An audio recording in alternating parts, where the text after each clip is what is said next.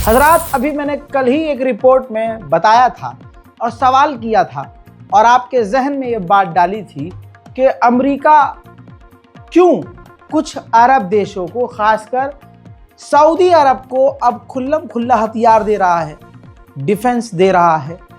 कुछ तो सऊदी अरब इसके लिए कर रहा होगा।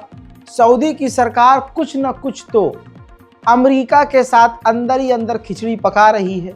मैंने कल ये भी बताया था कि सऊदी अरब के army chief, general staff, commander level के लोगों ने अमेरिका के हाई कमांड से मुलाकात की है।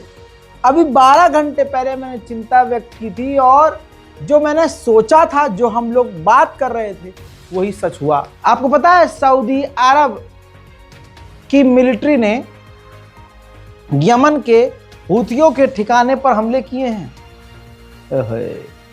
यह है वजह। अमेरिका सऊदी अरब को हथियार इसलिए दे रहा है कि सऊदी अरब हमारी बात माने। एक भाई को एक भाई से लड़वाना कोई इन आले यहूद से सीखे, इन अमेरिका और इजराइल के हरामीपने से सीखे कि किस तरह से ये खुद सामने आते रही हैं, क्योंकि इनको पता होता है कि इनकी रेड़ लग जाएगी, लंका लग जाएगी। ये सामने से खुद नहीं आते, ये आपस में ही लड़वा देते हैं। अब बड़ी खबर यह है कि सऊदी अरब की मिलिट्री ने यमन के जो हूतीस के ठिकाने हैं उस पर हमले किए हैं। साथ ही यमन के ऊपर इजराइल लिस्ट बना रहा है उन इलाकों की जहां पर हूथीज एक्टिव हैं, और कहा जा रहा है कि यमन के ऊपर बड़े हमले इजराइल करने वाला है। तवज्जो यहां आपकी चाहिए मुझे कि ये देखिए कि एक पाले में ही अमेरिका इजराइल के साथ सऊदी अरब भी है। सऊदी अरब भी यमन के हूथियों को अब मारने की कोशिश कर रहा है, क्योंकि सऊदी अरब की सरकार के जो आका हैं अमेरिका और इजराइल, वो ये चाहते हैं कि सऊदी अरब हमला करे। तो सऊदी अरब पूरी तरह से अपनी गुलामी करता हुआ नजर आ रहा है। सिर्फ इतना ही नहीं, आप जानते हैं कि यूएई ने भी इजराइल की गोद में अपना पिछवाड़ा कई सालों से टिकाया हुआ है, अब्राहम अकॉर्ड के जरिए दोस्ती करके। ऐसे में यूएई का एक संगठन है, मिलिट्री ऑर्गेनाइजेशन है, वो और सऊदी अरब की सेना दोनों मिलकर यमन के हूथियों के ऊपर अब बमबारी कर रही है, गोलाबारी कर रही है। यकीन नहीं आ रहा है ना? मैं सबूत भी दूंगा, देखिए वीडियो। ये सऊदी अरब और यूएई के लड़ाके हैं और फौज हैं जो यमन के हूथियों के ऊपर गोलाबारी कर रही है, बमबारी कर रही है।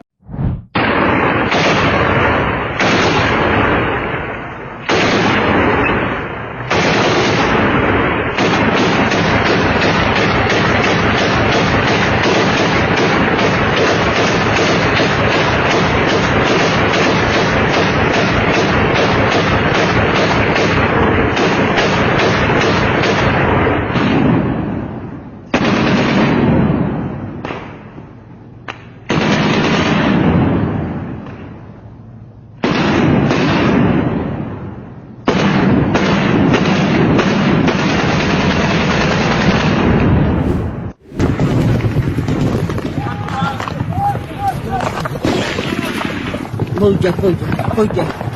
Fauja. Ayo, Fauja.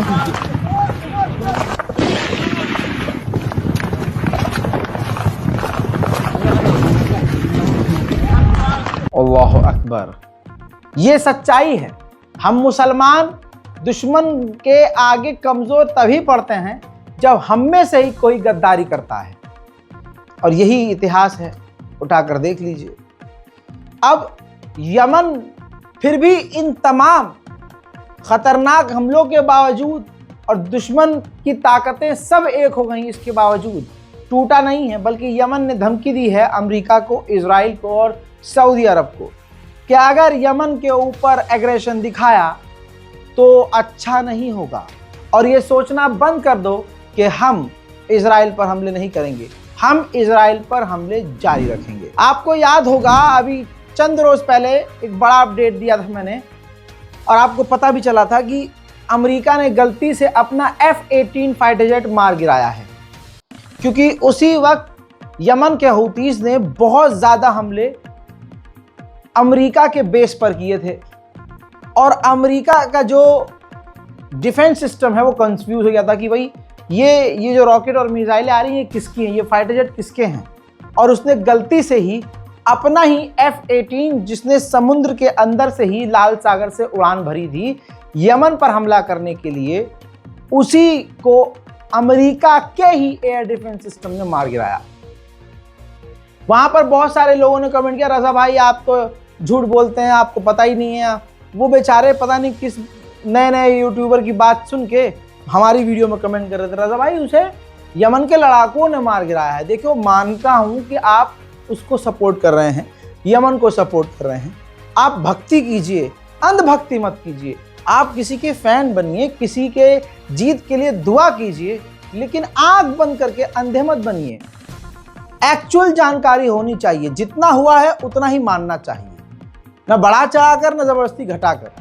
अब देखिए, रिपोर्ट एक और सामने आई है, वो भी सबूत में दे चुका था कि अमेरिका ने ही मार गिराया है हूथियों ने, और यमन ने खुद जानकारी दी कि अमेरिका ने बौखलाहट में अपना ही F-18 मार गिराया।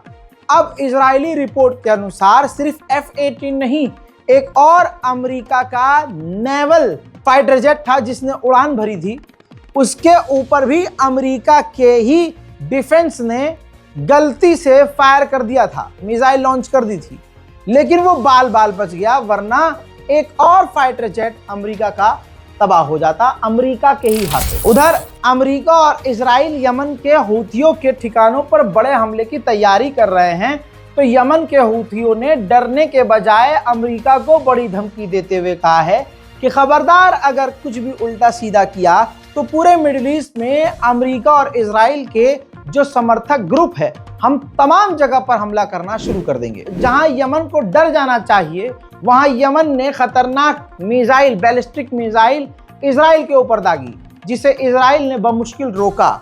और इससे साफ जाहिर हो गया कि यमन अमेरिका और इजराइल से डर नहीं रहा है।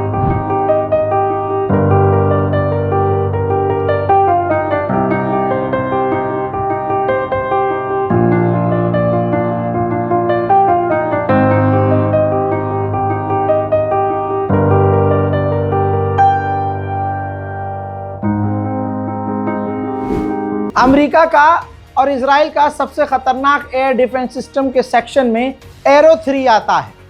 एरो 3 तब इस्तेमाल किया जाता है जब अमेरिका इजराइल की एकदम लगी पड़ी होती है कि भाई अब इस मिसाइल को तो हम नहीं रोक सकते। इजराइल के ऊपर यमन की जब मिसाइल आ रही थी तो कोई और डिफेंस सिस्टम काम नहीं कर रहा था, तो एरो 3 का इस्तेमाल किया गया और एरो 3 के जरिए ये मिसाइल जो भी मैंने कुछ सेकेंड पहले दिखाई है यमन की, उसे रोका। और फिर ये वीडियो देखिए, इजराइल के डिफेंस मिनिस्टर उस एरो 3 के एरिया में गए जहां पर इजराइल ने एरो 3 तैनात किया हुआ है, और इसी एरो 3 के जरिए यमन की उस मिसाइल को रोका था। और वहां जाकर यमन को धमकी दी है कि हम मुंहतोड़ जवाब देंगे और हम तुम्हें बख्शेंगे नहीं। अब ये बात तो साफ है कि यमन के लड़ाकों से जीत पाना अमेरिका इजराइल के लिए मुश्किल है, क्योंकि अगर ये जीत सकते तो 2 सालों से इस यमन के संगठन ने लाल सागर को ब्लॉक किया हुआ है और अमेरिका इजराइल की नाक में दम किया हुआ है। तो अब दूसरा रास्ता हमेशा की तरह ये अपना रहे हैं। इजराइल यूरोप के तमाम देशों से बात कर रहा है कि यमन के इस संगठन हूथीस को इंटरनेशनल लेवल पर ग्लोबल टेररिस्ट में डाल दिया जाए। वहीं अमेरिका ने इजराइल से कहा है कि सीरिया की जो नई सरकार बनी है जोलानी की, इससे आप बिल्कुल अपने संबंध पक्के कर लो, बढ़िया कर लो। हालांकि हैं बढ़िया, लेकिन और ये बेहतर चाहते हैं ताकि एक देश जिनसे इन सब की फटती है, सब उसके खिलाफ एक हो सके। वो कौन सा देश है जिससे अमेरिका, जर्मनी, फ्रांस, ब्रिटेन उसकी ताकत से डरते हैं? हालांकि पूरी दुनिया की सबसे ज़्यादा पाबंदी उसी एक देश पर अमेरिका ने लगाई है, लेकिन उसके बावजूद आज सीरिया में भी अपने पैर जमाने के बाद भी अमेरिका इजराइल को इतना हौसला नहीं है कि सीधा उस पर हमला कर सकें। कौन सा वो देश है, नीचे कमेंट जरूर कीजिएगा दोस्तों, पता तो चले कि आपको खबरें कितनी समझ में आ रही हैं। इजराइल की एक इंटेलिजेंस ऑफिसर है, मिनिस्टर हैं, उन्होंने देखिए मीडिया में खुलेआम इजराइल के न्यूज़ चैनल 14 पर कह दिया है कि हमारा प्लान ये है कि ईरान पर हमला किया जाए और वहाँ की सरकार को पलट दिया जाए। वहाँ का जो राजा था रजा पहलवी, उसको हम सपोर्ट करते हैं और वो वहाँ का सही बादशाह होगा, सही किंग होगा, यानी वहाँ का वो बादशाह सही होगा जो दोस्तों ईरान में जो क्रांति आई है इस्लामीकरण से पहले, जो नंगी औरतें घुमा करती थीं, जो यूरोप जैसा कल्चर था, ये उस कल्चर को सपोर्ट कर रही है। क्योंकि देखिए इस्लाम जहाँ होता है वहाँ पर नंगापन नहीं पनप पाता है, और जहाँ नंगापन नहीं पनप पाता है अमेरिका इजराइल वहाँ फेल हो जाते हैं। बहुत गहरी बात कही है, अगर समझ में आए तो शेयर इस वीडियो को कर दीजिएगा। उधर लीजिए, अमेरिका की सांस ऊपर की ऊपर और नीचे की नीचे रह गई। व्हाइट हाउस ने डोनाल्ड ट्रंप को ऑफिशियली बता दिया है कि अब ईरान कभी भी परमाणु बम हासिल कर सकता है। ईरानी एम्बेसडर की रशियन एम्बेसडर के साथ मीटिंग के बाद ये तस्वीर सामने आई है और रिपोर्ट यह है कि ईरान और रशिया के बीच कई बड़ी अहम डील की खबर कुछ ही घंटों में आ सकती है। उधर मेरे दोस्तों, ईरान ने बड़ा कदम उठाया है। ईरान के अंदर लगभग सभी ऐप्स बैन हैं। वीपीएन लगाकर वहाँ के लोगों को ये ऐप यूज़ करनी पड़ती है। ऐसे में प्ले स्टोर, गूगल का सबसे बड़ा प्लेटफॉर्म प्ले स्टोर, उस पर से ईरान ने पाबंदी हटाई है और साथ ही व्हाट्सएप से भी ईरान ने पाबंदी हटा दी है। हजरात, सीरिया को जाने वाली ईरान की तमाम फ्लाइट्स रद्द हैं। कोई भी जहाज सीरिया नहीं जा रहा है, न सीरिया से कोई फ्लाइट ईरान जा रही है।